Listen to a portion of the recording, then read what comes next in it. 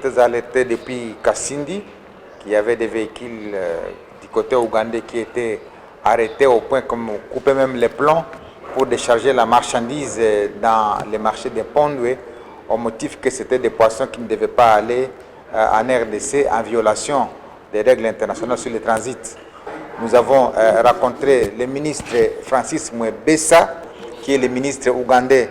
du commerce, de l'industrie et des coopératives, avec qui nous avons échangé effectivement sur cette violation grave du commerce international lorsqu'on a vu des autorités ougandaises en train presque de décapoter les véhicules qui étaient à transit à bord desquels il y avait des cargaisons de poissons.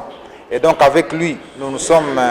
convenus que très rapidement cette question devait trouver des solutions et il a pris l'engagement de devoir mettre fin à ces violations flagrantes des règles du commerce international pour libérer tous les véhicules des Congolais parce que c'est des véhicules sous transit. Ce n'étaient pas des véhicules qui venaient de l'Ouganda, c'est des véhicules qui venaient de notre pays, qui transitaient par l'Ouganda pour chuter vers la République démocratique du Congo. Et donc avec lui et son équipe, y compris mon équipe, nous nous sommes attendus sur un calendrier qui va permettre que nous puissions assister solennellement à cette sortie des véhicules de l'Ouganda vers la RDC en respect des règles qui régissent la ZLECAf, qui est notre zone de libre-échange continentale, et les règles qui régissent l'EAC, qui est l'East African Community, qui ne permet pas qu'on puisse stopper ce genre de véhicules qui sont en transit. Donc c'est un sentiment de satisfaction que nous avons de notre côté, du côté congolais, et nous appelons et les opérateurs économiques et les douaniers